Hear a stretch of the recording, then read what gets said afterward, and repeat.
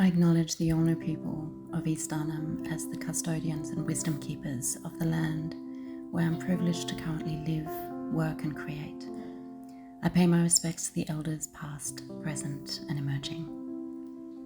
While working on the Interconnected project, I had the opportunity to travel to Brisbane and present at the Women in Leadership conference. During my trip, I intentionally stayed at a beautiful hotel right next to the Brisbane Botanical Gardens. I always make a point of visiting the Botanical Gardens in every city I travel to. I feel that it gives me a deeper understanding of place and connection to the land. In Brisbane's Botanical Garden, I was blown away by these ancient and majestic banyan trees. They are just magnificent in every way. I visited them every day, and this gave me a way of balancing out the bustle of the city and being in the conference venue with absolutely no daylight. I would be able to recenter and ground myself amongst these trees. It was upon returning from this trip that I felt a big shift in my energy and artistic practice. I felt a pull to go even deeper. Around the same time, I discovered a study by Dr. Heidi Yellen called The Frequency of Fabric. She discovered that the human body has a signature frequency of 110 megahertz, which is similar to organic cotton. But that some fabrics can drain our energy by being of a much lower frequency. But wool happens to vibrate at an astonishingly high frequency of 5,000 megahertz. I mean, talk about high vibe.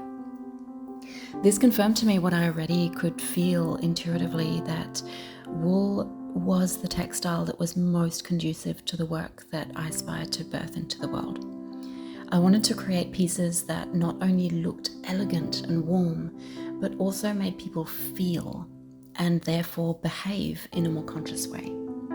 So from that moment forwards, all the pieces started falling into place.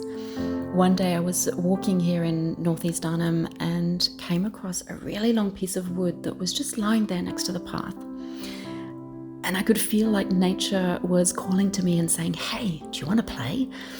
And I was really excited, but I had to figure out the logistics of getting this huge piece of timber back to my studio. It was nearly 7 meters long and it was really heavy.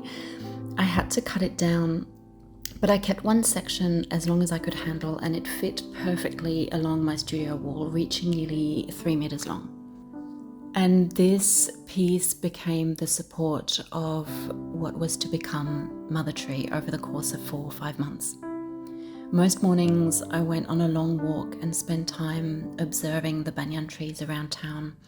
I'd sit and look at how the light moved through them, how all the branches had grown, and I tried to imagine how many decades they had gathered the wisdom of the land into their roots and into their branches. The creative process was one of deep surrender and trust. I dropped out of my head and let my heart lead the way, and it's like my hands just knew how to weave and interconnect the different chunky strands of felted wool.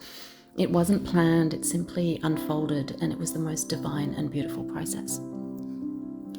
I did notice that during the process of creating Mother Tree, my dog loved lying beneath her, and when my kids got upset, they would come and snuggle in the corner of my studio right next to her. When visitors came over, they would often stop and stare, and they would just want to be in the space. My friends and clients alike would come into my studio and would just open up and share vulnerably about what they were experiencing. And then it's like they would find the courage inside themselves to take that next empowered step on their journey. I heard time and time again how Mother Tree made them feel calm and safe, and that from that space they were able to show up at their best. To be honest, for me as a creative, the process in itself was so incredibly rewarding and fulfilling. But then discovering that she had this impact that I hoped and desired she would have, well, that was just the cherry on top. I really believe that we underestimate the power of art. By locking it away in museums and having big signs that say, "Don't touch," we are robbing ourselves of the potency of the medicine that art can give to us.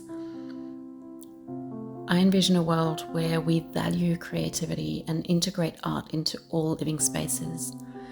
I believe that we would see a big shift in the way we interact in workplaces, in public spaces, and even in residential homes if we were to prioritize the presence of vibrational artworks and create spaces around art instead of using it simply as an accessory.